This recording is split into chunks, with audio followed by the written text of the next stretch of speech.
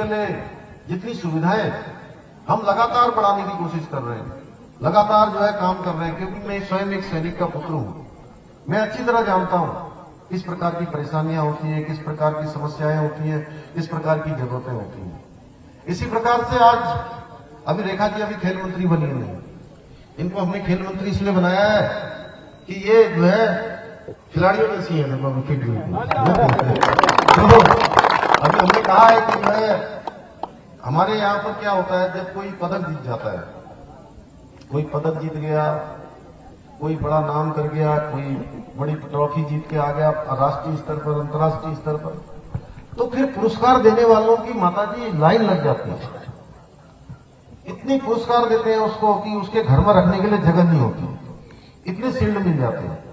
लेकिन जब वो खेलने जा रहा होता है, किसी गरीब घर का बच्चा कहीं जा रहा होता है, तो उसके पास जाने के लिए टिकट भी नहीं होता है, किराया भी नहीं होता है, रहने के लिए जगह नहीं होती है। हम जो नई खेल नीति लाए हैं, नई खेल नीति में हमने चाहे हमारी कोई बेटी होगा, बेटा होगा, गरीब की बेटी होगी, गरीब का बेटा होगा, रिक्शे वाले का होगा, तांगे वाले का होगा, मजदूर का बेटा होगा, सामान्य घर में रहने वाला होगा, गरीब का बेटा होगा, बेटी होगी, अगर उसके अंदर प्रतिभा है, क्षमता है, तो कोई ताकत उसको रोक नहीं सकती। हमारी सरकार उसके लिए सारी व्यवस्था करेगी। नहीं करेगी। अभी आपने देखा होगा, अभी लक्ष्य सेन को अभी अंतर्राष्ट्रीय स्तर पर बैडमिंटन में उसने पदक जीता। पहले जब शुरू में जीता था तो ज्यादा लोग उसको पहचानते भी नहीं थे। उसकी मां शिक्षक है, उसके पिताजी ने रात दिन लगकर, माता पिता ने उसके इतना परिश्रम किया है कि कल वो मोदी जी से मिलकर आया है। मोदी जी उससे फोन पर बात करते हैं और अल्मोड़ा के काम में तो बाल मिठाई लेकर गई। मोदी जी ने जब उससे फोन पर बात करी तो मोदी जी ने कहा कि मेरे लिए बाल मिठाई लेके आना है। प्रेम सिंह मोहन सिंह की मां मिठाई लेके गया था। पहली बार मैंने सम्मानित किया उसको, पिछली बार भी हमने उसको उत्तराखंड सरकार की तरफ से पारितोषिक दिया था, सम्मानित किया था, उसको प्रोत्साहन दिया था। आज हमने जो है 15,000 रुपए नई खेल नीति में उसको देने का हमने ऐलान किया, 15 लाख, लेकिन मैं उसमें 5 लाख और बढ़ा रहा हूँ। यहाँ से घोषणा नहीं कर रहा हूँ क्योंकि ये चुनाव चिन्ह है, इसलिए यहाँ से करूंगा तो फिर क्या होगा कि इसको जरा मीडिया में मत चलाना भैया, कहीं पता चला कि जो चला दिया तो जो है वो हो जाएगा कि जो है वहां घोषणा कर रहे हैं उसके लिए। हालांकि वो क्षेत्र का रहने वाला नहीं है, लेकिन उसको हम लोग करने वाले हैं वहां पर। अभी 15 लाख हमने दिया है, उसमें जो भी धनराशि आगे होगी उसको बढ़ाएंगे। तो ऐसे अनेकों कार्य हम लोग कर रहे हैं। अभी इन्होंने बताया कि हम वृद्धावस्था पेंशन पहले परिवार में एक ही को मिलती थी, 2 बुजुर्ग दंपत्ति परिवार में है, एक को मिलती थी, एक को नहीं मिलती थी, आपस में झगड़ा हो जाता था कि पेंशन के पैसे कौन रखेगा। हमने तय किया कि हम किसी भी कीमत पर अब आपस में आप लोगों का झगड़ा नहीं होने देंगे और हमने दोनों के लिए पेंशन कर दी। हमारे सफाई कर्मचारी हैं, उनको किसी को 200 रुपए मिलता था, किसी को 150 मिलता था, किसी को 250 मिलता था। परेशान रहते थे बेचारे। पर्यावरण मित्र जिनका नाम है, उनको हमने 500 रुपया कर दिया एक दिन का। पिछली सरकार में हमने आशा बहनों का मानदेय बढ़ाया, आंगनबाड़ी बहनों का मानदेय बढ़ाया, भोजन माताओं का मानदेय बढ़ाया, पीआरटी के जवानों का मानदेय बढ़ाया।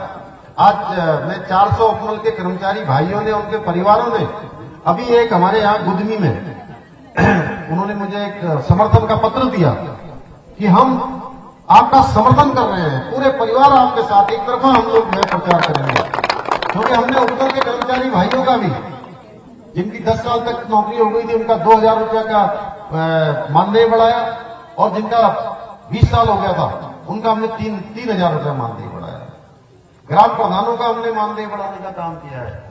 जितने हमारे पंचायत के प्रतिनिधि है, हर किसी का कुछ न कुछ, ये नहीं कि बहुत पैसा नहीं बढ़ा, बहुत रुपया नहीं बढ़ा, लेकिन सम्मान स्वरूप हमने कोशिश करी कि सबका कुछ न कुछ बढ़ाया जाए। इसके साथ साथ आपदा महामारी आ गई। आपदा के दौरान हमारे जो स्वयं सहायता समूह में काम करने वाली बहनें थी, क्लस्टर थे, स्वयं सहायता समूह थे, ग्राम संगठन थे, वो अपना महिलाएं हमारी मातृशक्ति काम करती हैं। उनका सामान नहीं बन पाया, सामान बना तो बिक नहीं पाया, मार्केट में जगह नहीं मिली, उनके लिए हमने 119 करोड़ रुपए का पैकेज आपदा के समय में उनके लिए हमने दिया। युवक मंगल दल वालों को दिया हमने, महिला मंगल दल वालों को दिया 6-6 महीने तक लगातार। मैंने अभी गिनाऊंगा तो इतना लंबा हो जाएगा। मैं सच बताऊं तो आप लोग बहुत देर से खड़े हो, आप कहोगे मेरे पास बोलने के लिए अभी इतना है कि मैं 2-3-4 घंटे भी बोलते रहूंगा तो बोलते रहूंगा, क्योंकि 6 महीने में हमने 600 से भी ज्यादा डिसीजन लिए और केवल डिसीजन नहीं लिए, हमने उसको शासनादेश भी निकाले हैं, सबके निर्णय किए हैं, सब में धनराशि जारी की है। मैं हमारे देश के प्रधानमंत्री मोदी जी का धन्यवाद करना चाहता हूं, जिन्होंने आपदा के समय में, इस विपदा के समय में, कोरोना महामारी के समय में गरीब कल्याण अन्न योजना चलाई और गरीब कल्याण अन्न योजना के माध्यम से प्रत्येक व्यक्ति को 5 किलो अनाज प्रति यूनिट के हिसाब से देने की व्यवस्था करी, जो 2 साल से लगातार चल रही है और अगले सितंबर माह तक वो योजना चलने वाली है और योजना चलेगी। फ्री वैक्सीनेशन का काम पूरे देश में हुआ। कुछ लोग आज महंगाई की बात करते हैं, अभी मैं प्रधानमंत्री जी का धन्यवाद करता हूं कि कल ही उन्होंने 6 रुपया और 8 रुपया, कहीं कहीं 9 रुपया डीजल और पेट्रोल में दोनों में कमी करी है और 200 रुपया गैस के सिलेंडर में कमी करी है। 1 लाख करोड़ से भी ज्यादा का इस पर भारत सरकार को भार पड़ने वाला है। और हमने भी तय किया है कि हमने आपके सामने चुनाव के समय में बहुत पार्टियां आई, वोटों के लिए आई और हर बार आती है, उनका जो भी घोषणा पत्र होता है वो केवल और केवल चुनावी घोषणा पत्र होता है।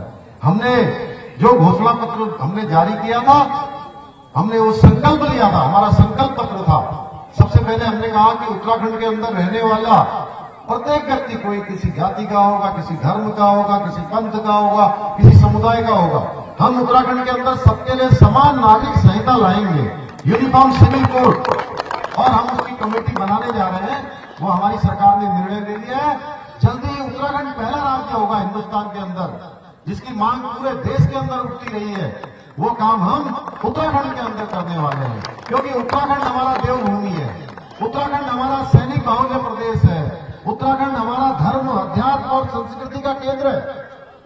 हम उत्तराखंड के अंदर हमारे प्रत्येक परिवार से कोई न कोई सेना के अंदर है, अर्धसैनिक बलों में है, किसी का बेटा है, किसी की बेटी है, किसी का भांजा है, किसी की भांजी है, किसी का भतीजा है, किसी के चाचा है, ताऊ है, किसी के मामा है, भांजे सेना के अंदर काम करते हैं। 2-2 अंतर्राष्ट्रीय सीमाओं से हमारा प्रदेश लगा हुआ है। हम प्रदेश के अंदर एक अलग कानून लाएंगे और मैंने आज जो वहां मुख्यमंत्री कॉन्क्लेव में मैंने कहा कि हम इस कानून को उत्तराखंड के अंदर लागू कर रहे हैं और पूरे देश के लोगों से, पूरे देश के अन्य राज्यों से भी हम अपेक्षा करते हैं कि वो इस कानून को अपने यहां लागू करें।